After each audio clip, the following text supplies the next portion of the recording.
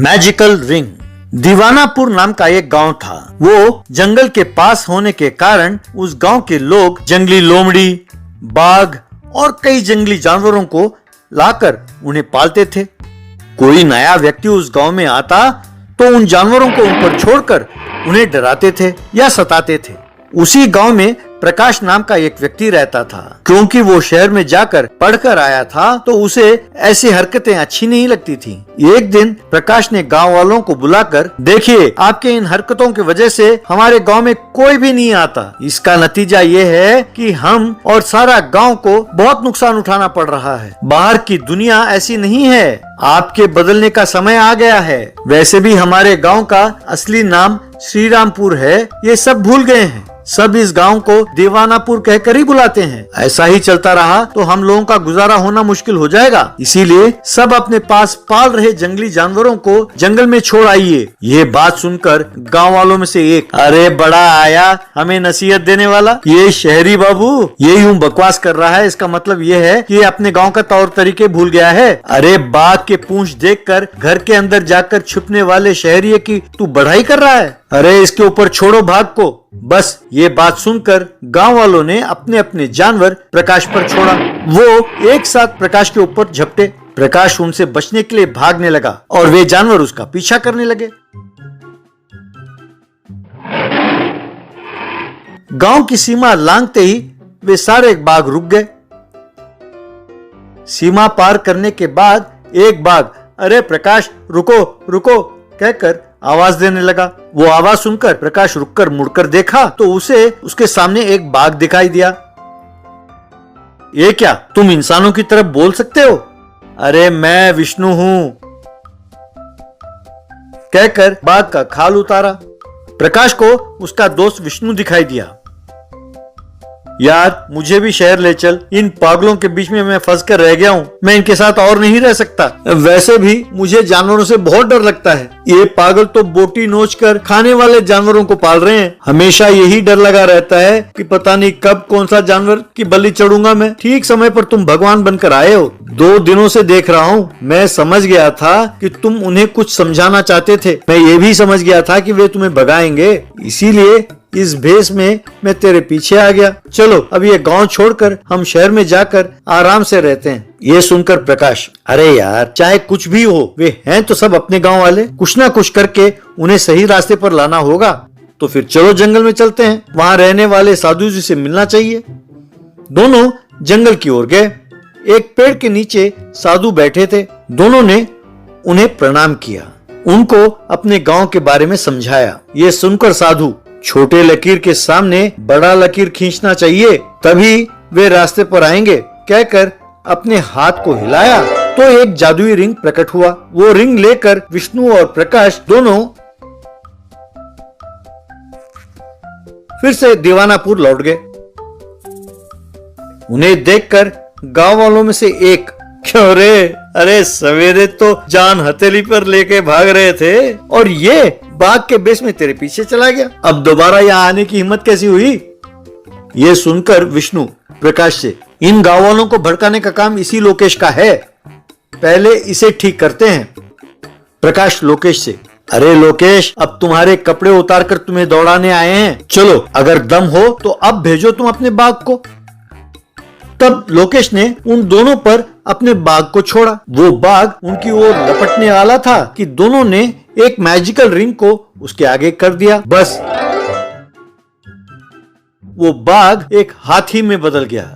विष्णु उस हाथी से, वो देखो, वो लोकेश ही तुम्हारा मालिक है। तुम्हें भूख लगी है ना, उससे कहो तुम्हें खाना खिलाए। अगर उसने नहीं खिलाया तो उसे तुम गन्ने की तरह चूस कर खा जाओ। ये बात सुनकर हाथी लोकेश के पास गया। उसे देखकर ही लोकेश, बाप रे, ये तो पहाड़ जैसा है, इसे मैं पालूंगा कैसे? अरे तुम लोग देख क्या रहे हो? ये कोई जादू का रिंग है। तुम्हारे जानवर इन पर छोड़ दो, तब इनके अकल ठिकाने आएंगी। तब गांव वालों ने अपने अपने जानवर उन दोनों के ऊपर छोड़ दिया। वे सारे जानवर हाथी के रूप में बदल गए। सब हैरान होकर देखने लगे। उनके देखते देखते एक हाथी का झुंड बन गया। अब खिलाओ इन्हें खाना या फिर तुम खुद खाना बन जाओ। ये बात सुनकर लोकेश विष्णु को मारने के लिए आगे आया। तो विष्णु ने वो रिंग आगे किया। तब प्रकाश ने उसे भी मैजिकल रिंग के अंदर से निकाल दिया। वो एक गोरिल्ला के रूप में बदल गया। लोकेश को देखकर विष्णु, अरे लोकेश, तू ऐसा और अच्छा लग रहा है यार, तू ऐसा ही बना रहे। ये सुनकर लोकेश, मेरे भाई, मैं तेरे हाथ जोड़ता हूँ, मुझे अच्छी सबक मिली है, अब से मैं जंगली जानवरों को नहीं पालूंगा, मुझे इंसान में बदल दो प्लीज। तब प्रकाश ने लोकेश को फिर से रिंग में से निकाला तो वो इंसान में बदल गया। देखो गांव वालों, दोबारा जंगल के जानवरों को लाकर पालने लगे तो आप लोगों को मैं चींटी और मच्छर में बदल दूंगा, फिर लोकेश और तुम्हें फिर से गोरिल्ला में बदल दूंगा। ये तुम्हारा काम है कि कोई फिर से जंगल से जानवर ना लाए, समझे?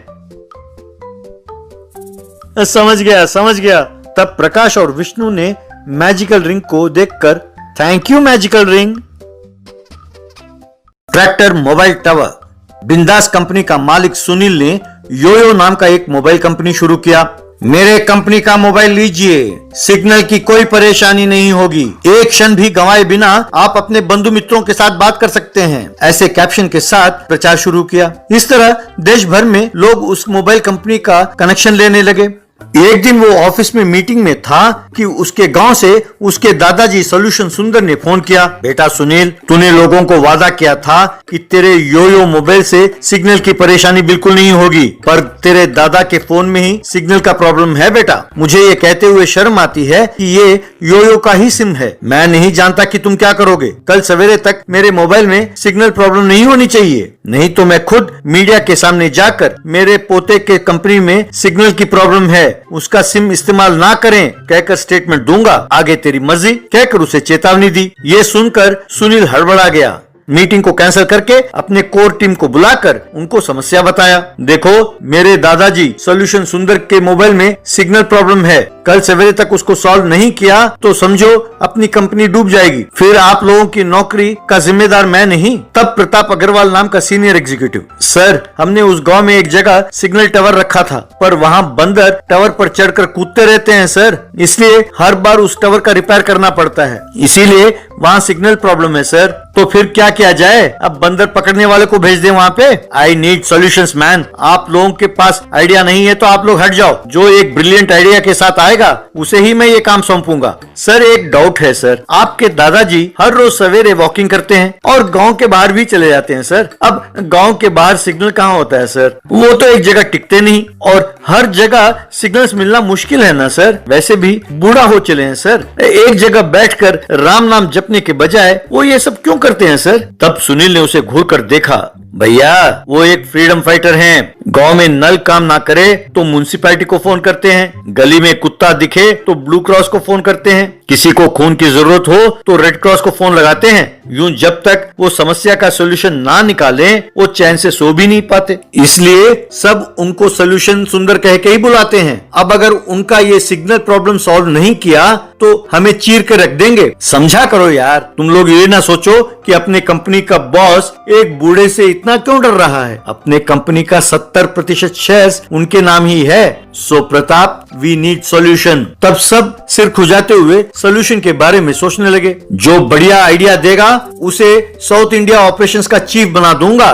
तब प्रताप को लगा कि मानो किसी ने उसके सीने में भारी सा पत्थर रख दिया हो। बाकी सबको ये सुझाव अच्छा लगा, पर उनके दिमाग में कोई उपाय नहीं सूझ रहा था। तभी उनके जूनियर एक लड़की अनुष्का, सर, मेरे पास एक सॉल्यूशन है, पर वो टेम्पररी सॉल्यूशन है सर। ऐसा है कि अगर हम एक ट्रैक्टर पर सिग्नल टावर को लगाकर उसे उनके पीछे पीछे जाने दे तो कोई समस्या नहीं होगी सर। ये सुनकर सुनील, वाओ, वंडरफुल, अद्भुत, पहले वो कीजिए, इस लड़की को साउथ इंडियन चीफ अपॉइंट कीजिए। इस तरह अनुष्का को वो पोस्ट मिला तो सीनियर प्रताप अग्रवाल को बहुत गुस्सा आया। अरे ये क्या, इसे आए जुमे 4 दिन नहीं हुए और अभी से ये मेरी नौकरी खा गई। किसी तरह उस लड़की को उस पोस्ट से हटाना होगा, उसके लिए योजना बनाता हूँ, ऐसा सोचा। गांव में सोल्यूशन सुंदर के घूमने के इलाके में ट्रैक्टर मोबाइल टावर का प्रबंध किया गया। वो ट्रैक्टर उनके पीछे पीछे जाने लगा। दादाजी वॉकिंग करते हुए गांव के बाहर गए, तभी उनका फोन बजा। दादाजी ने फोन उठाया। दादाजी, how is the phone signal now? बेटा, वंडरफुल सिग्नल है, तुमने साबित कर दिया कि तुम सोल्यूशन सुंदर के पोते हो। तुमने क्या जादू किया? अनुष्का नाम का जादू चलाया दादाजी, बढ़िया काम कर रहा है। एक बार आप पीछे मुड़कर देखिए तो सही। कहते ही दादाजी ने पीछे मुड़कर देखा। उनके पीछे थोड़ी दूरी पर ट्रैक्टर मोबाइल टावर आ रहा था। ये आइडिया बढ़िया है बेटे, जरा रुको, मैं तुम्हें बाद में फोन करता हूँ, मुझे अभी अभी एक प्रॉब्लम नजर आया, उसे सॉल्व करना है, कहकर फोन काटा। देखा तो प्रताप अग्रवाल ट्रैक्टर के पिछले पहिए का पंक्चर कर रहा था। ट्रैक्टर चल नहीं पाया।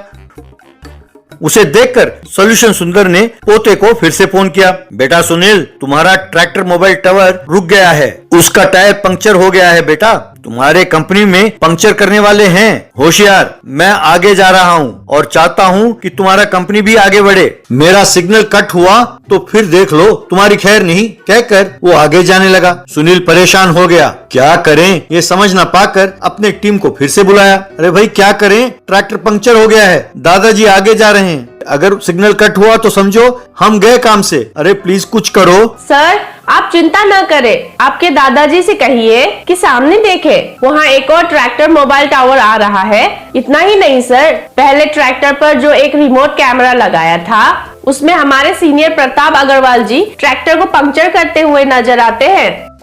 तब सुनील गुस्से से, उसे तुरंत कंपनी से निकाल दो। यूं टेम्परेरी सोल्यूशन से कोई काम नहीं चलेगा, कोई परमानेंट सोल्यूशन ढूंढो।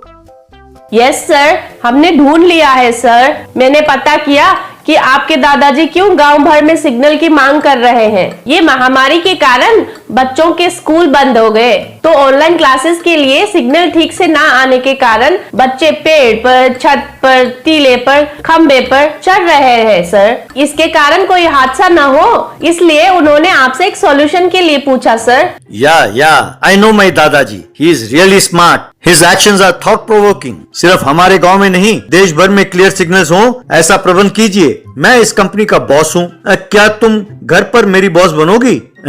I mean, मुझसे शादी करोगी? कहकर अनुष्का को प्रपोज किया। अनुष्का ने हाँ कहकर सिर हिलाया। दोनों की शादी हुई, दोनों खुशी खुशी रहने लगे।